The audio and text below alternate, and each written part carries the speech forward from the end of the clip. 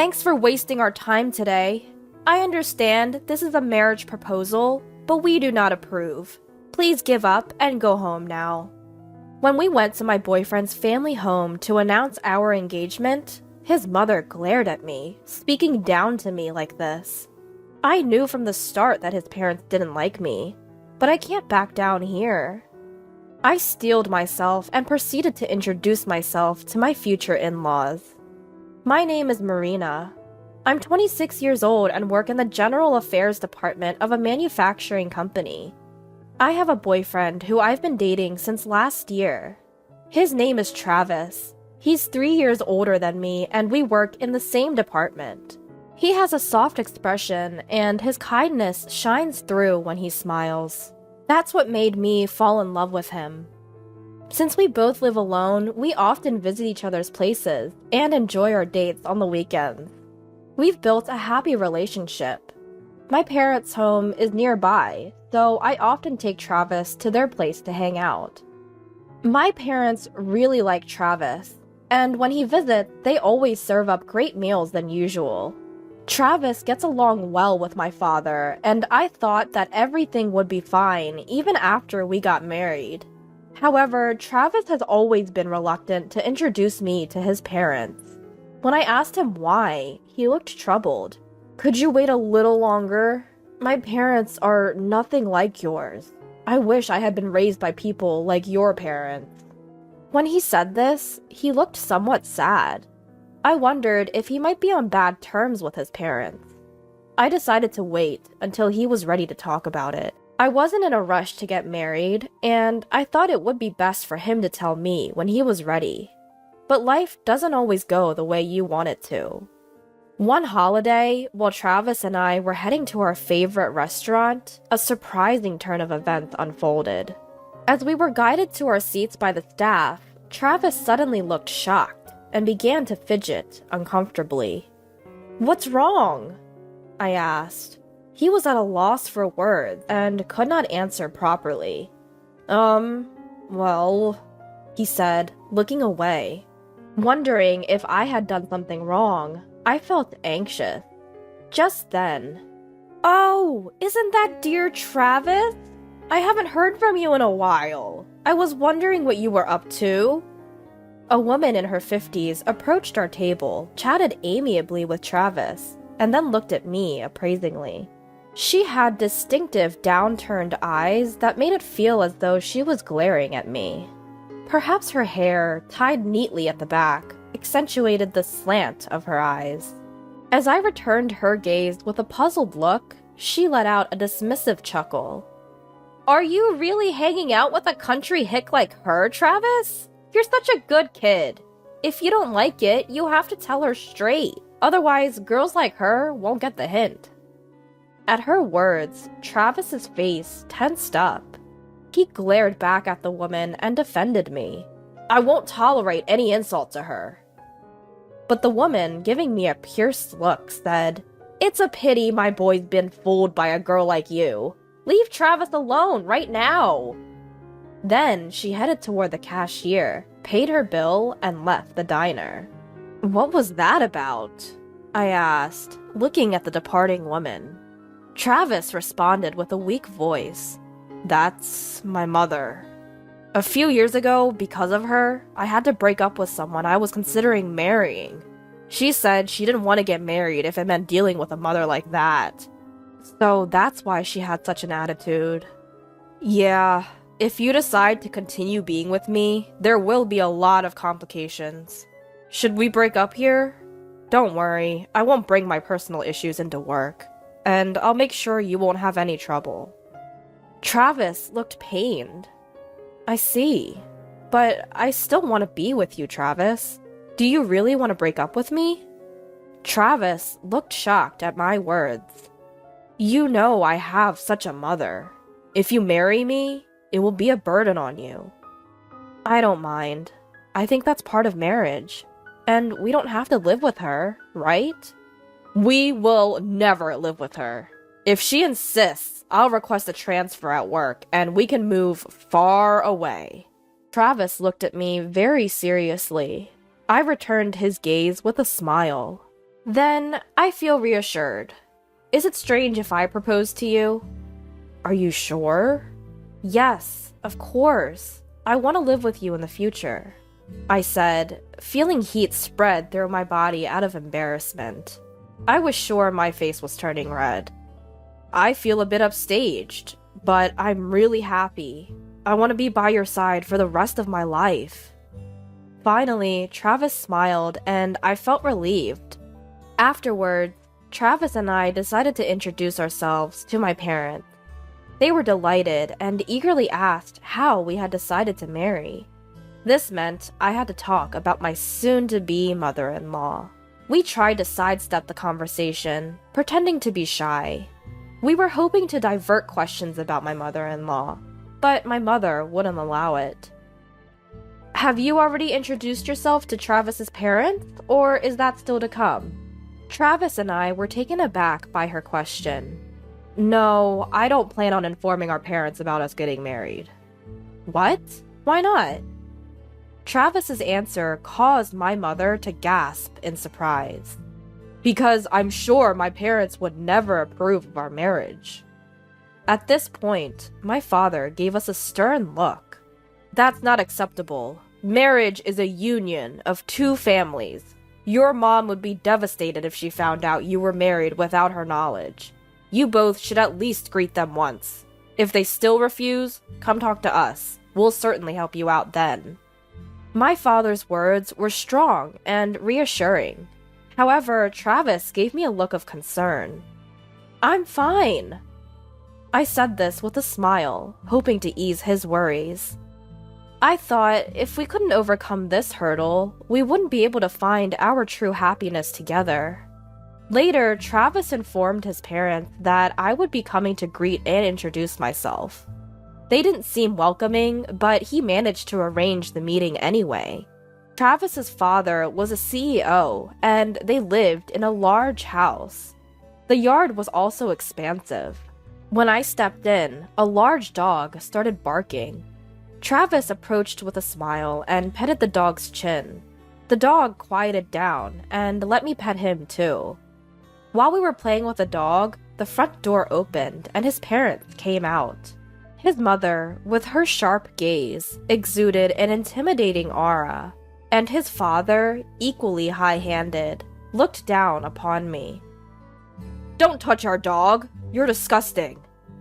Those were the first words out of his father's mouth. Without even a greeting, he started berating me. I felt extremely uncomfortable. "How dare you speak to her like that? If you keep acting this way, I won't hesitate to cut ties with you." When Travis said this, his parents glared at me, but didn't make any further unpleasant remarks. They invited us into the house. I found it a bit strange. Travis, with just one look at his face, you would think he's a kind person because of his gentle eyes. I thought he took after his father because his mother had upturned eyes, but he didn't resemble his father at all. Things like skipping generations in genetic traits are not uncommon, and there are plenty of kids who don't resemble either parent. So I thought maybe it's best not to delve too much into that matter. I entered the house, and as I was looking around, a middle-aged man in a suit appeared. "Welcome home, young master." Upon seeing Travis, he bowed to greet him. His kind smile was contagious, and I found myself smiling back at him. "It's been a while, Mr. Williams." "You're all grown now, young master." Mr. Williams looked at Travis and smiled warmly. It was the first time I saw Travis genuinely smile since we arrived at this house. He then introduced me to Mr. Williams. "This is Mr. Williams, my father's right-hand man. To be honest, he's more like a father to me than my own. My father never showed much interest in me, so Mr. Williams often took care of me." "You're the boss's son. I was just doing what was expected of me." "But you've always had a soft spot for me, haven't you? I have to say, I like you more than my father." Travis chuckled. Seeing him laugh innocently felt like a first. As we were talking, my mother-in-law emerged from a room in the back of the house. "Marina!" What are you doing? Come here right now! She shouted angrily. She glared at Mr. Williams. What do you think you're doing? Slacking off from work? How many times have I told you to stay away from Marina? I'll make sure my husband hears about this. You better head off to work. I understand. I'll do as you say. With that, Mr. Williams nodded and left the room. As an office worker who only does clerical work, I wonder if being the CEO's secretary means you have to visit the CEO's house and be at the beck and call of the CEO's wife. Travis glared at his mother and protested. Why do you always treat Mr. Williams so harshly? How can you be so rude to someone who's been working so hard for Dad? Quiet! You should just do as your parents say. I'll deal with that man. Now come over here. Following my mother-in-law, Travis and I moved to the living room. Travis and I sat on the sofa across from my in-laws, and my mother-in-law was the first to speak. Thanks for wasting our time today. I heard you two are here to greet and introduce yourselves to get our blessing, but we don't approve of you two getting married, so just give up and go home. I was prepared for the snide remarks. This didn't bother me at all. No, thank you for taking the time out of your busy schedule for us. Travis and I love each other. It's natural for two people in love to get married. Don't you agree, father-in-law and mother-in-law? I replied with a composed smile. However, my mother-in-law gave a deliberately exaggerated sigh. Ugh, you don't understand anything about marriage, do you? Since our last meeting, I've looked into you. You're a mediocre woman who, after graduating from a nothing special average university, joined a small-scale company. And despite your lack of remarkable skills, you've managed to ensnare my Travis, haven't you? Do you really think a woman like you is good enough for our family? Good match is what's important in marriage. Mom, Marina and I work at the same company. We work the same way in the same place. If Marina is incompetent, then so am I. We're a good match. Travis, you're different. There must have been a reason for you to lower your standards and join that company. This woman only had that option available to her. And besides, my mother-in-law smirking, turning a mocking gaze at me, and continued. Seems like you come from a poor family. After our money, are you? At my mother-in-law's insinuation, I felt my blood boil. I had resolved not to let anything she said upset me, but when she brought up my parents, I couldn't hold back my anger and found myself retorting. Please don't just assume we're poor. What's wrong with calling a spade a spade? Living in a run-down 50-year-old house, driving a car that was released 10 years ago. Did I hit a nerve because I'm spot on? This is why I can't stand poor people. My family home was built by my great-grandfather, who was a carpenter. It's precious to us. As for the car, we simply like it, and have kept it running smoothly. There's no reason for us to be labeled as poor. You did your research, didn't you? You must know what my parents do for a living. Yes, I know your father is a university professor and your mother is a high school teacher. I acknowledge they have respectable jobs. However, there's too much of a disparity between our families. Listen, Travis is slated to take over his father's business someday. Don't think for a second that the daughter of mere educators can marry my son. With that, my mother-in-law cackled loudly. That's when Travis stood up. His face was transformed into something I'd never seen before. A scary expression replacing his usual gentle smile. It was a waste of time trying to talk to you people. I'm cutting ties with you. There's no way I could forgive you for bad-mouthing someone I care about. Marina, let's go. There's no point in trying to persuade them anymore. Travis grabbed my hand, and we left their house. I'm sorry. I'll explain to your parents that we couldn't even have a conversation with them. Please don't say you won't marry me."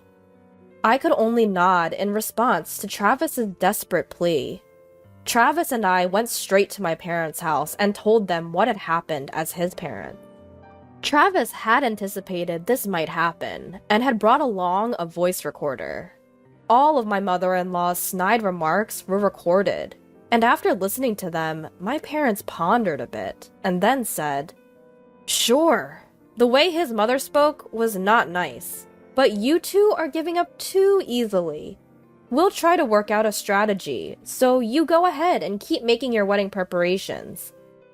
If you, as adults, have decided to marry, you don't need parental approval. Still, it would be best if you could get Travis's parents' blessing for your marriage." As my mother calmly stated her opinion, Travis and I felt our spirits settle, and we managed to nod in agreement. We decided to leave matters concerning Travis's parents to mine, and discussed our future together. 1 month later, my parents called us, and Travis and I visited my family home. As we entered, we found Travis's parents and Mr. Williams seated around a small table. When we joined them, the room became rather crowded. I thought Travis's parents might start making snide remarks again, but they sat quietly. It was my father who filled us in on what had been discussed in our absence. Travis's parents looked into us, and so we decided to investigate them in return. His parents married 30 years ago, after his mother became pregnant. At that time, his father had just started his company. Mr. Williams, who was an ordinary employee at that time, had also supported his father devotedly. As my father was explaining, Travis interrupted. "All that is common knowledge in our family. Mr. Williams started as an ordinary employee, but was promoted to the position of my father's personal assistant in recognition of his achievements. My mother raised me almost single-handedly, while my father was struggling with managing the company. It seems Mr. Williams supported not just my father, but my mother as well." As Travis finished speaking, my father nodded. "Mr. Williams indeed supported your family in a very dedicated manner. Now, the topic is going to shift a bit. I am a genetic researcher at the university. Genetically, children inherit half of their DNA from each parent. Even if the child and parent look very different, they are certainly inheriting half of their genes from each parent." "What are you getting at?" Travis threw a questioning look in the middle of my father's explanation. I also wondered why my father started talking about this. My usually mild-mannered father had a stern look on his face as he addressed Travis's parents. "Please, hear me out. I hired a detective to conduct a background investigation on your parents. Your father works diligently, and Mr. Williams was always there to support him. Your mother is devoted to housework, so much so that it was inspiring. However, when I looked at your pictures, something seemed odd. Neither of your parents have a widow's peak, but you, Travis, do. This trait is known as a dominant trait, meaning a child with a widow's peak can only be born to a parent with the same feature. Moreover, don't you think Travis looks a lot like Mr. Williams? Particularly the drooping eyes and the widow's peak. So, I thought maybe, and I called your parents here to talk." After my father finished his explanation, Travis looked at his parents and Mr. Williams in astonishment. Unlike my father, I am a French teacher like my mother, and I am good at French. I never noticed a difference in their foreheads. Even if I did, I am no expert in genetics. After a period of silence, Travis's father began to speak. 30 years ago, I was so consumed with my work, I neglected my family entirely. That was when my wife told me she was pregnant. I had been hiding about my infertility from my wife. I was angry about my wife's affair, and she was angry that I had kept my infertility a secret. After a big fight, I told my wife that if I were to raise her child as my own, I would forgive her infidelity. In turn, she said that if I forgave her infidelity, she would forgive me for hiding things. Then, I made Mr. Williams my personal assistant and kept him under watch to prevent my wife from continuing the affair. After Travis's father spilled everything, he sat there with a blank face as if his soul had left his body. On the other hand, his mother began to sob. I loved Mr. Williams. I wanted to raise Travis with him. Travis is a treasure that I created with a man I truly loved. I can't hand him over to a woman I don't know. I absolutely will not allow this marriage. As his mother wiped her tears and glared at me, Travis gave her a contemptuous look. I've always been aware that I wasn't loved by you, Dad. I felt my mother's abnormal obsession towards me. I often wished that Mr. Williams had been my real father. But what's this now? You three are disgusting. Mom, I no longer want to think of you as my parent. And even if Mr. Williams is my biological father, I won't recognize you as such. I won't forgive any of you. I will cut ties with you all and marry into Marina's family. As Travis uttered those words, his mother rose and began to cling to Travis, crying. That's not allowed! Travis is mine. I won't hand him over to anyone, especially not to some commoner. Let's live together, then I will allow your marriage. So don't say you're marrying into another family. As Travis's mother grabbed his arm, I swatted her hand away. Ma'am, can you please stop? Travis is clearly uncomfortable. Do you understand how much he has been hurt and troubled because of you? Probably not. Because in the end, all you care about is yourself. If you only betrayed your husband to be with Mr. Williams and continued to deceive Travis, I wouldn't say anything. Because that's a matter between just the three of you. But for you to interfere with Travis's happiness, I'm not gonna sit here and let that happen. Why don't you put his happiness first? If you don't like me, that's fine. But if you just want to manipulate him as you please, you're failing as a mother. From now on, I will make Travis happy, so don't get in our way. After I blurted that out, his mother began to cry again. She was cursing at me, calling me a cruel woman. But Mr. Williams was comforting her, and we decided to discuss future matters at a later date. A few days later, Travis's parents officially apologized to my husband and me, and my parents. They accepted our marriage, and Travis and I officially turned in our marriage certificates. Travis moved into my house. In the end, it seemed Travis's father could not forgive his wife's infidelity. Too much time had passed to ask for compensation, but they divorced and split their assets. Mr. Williams also resigned and moved far away with Travis's mother. His mother's luxurious lifestyle came to a sudden end, and she was forced to live the impoverished life she had always looked down upon. She occasionally sends letters asking Travis for financial help, but he ignores them entirely. Travis has severed ties with his father because they are not blood related. He has no intention of becoming Mr. Williams's adopted son now, so legally he remains to be the son of his father. They seem to have come to terms with this. Once Mr. Williams resigned and Travis's mother was no longer around to support him, Travis's father's company performance plummeted. He resigned from his father's position, and no one knows where he went after that. A year after marrying Travis, I saw that his parents' house had been put up for sale.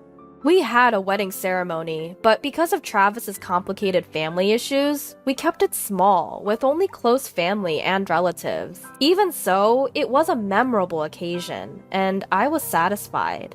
Now, we have been blessed with a beautiful daughter, and I have quit my job to devote myself to raising her. My parents occasionally visit and help take care of our daughter, which is a great help. Travis and I plan to support each other and raise our daughter with love.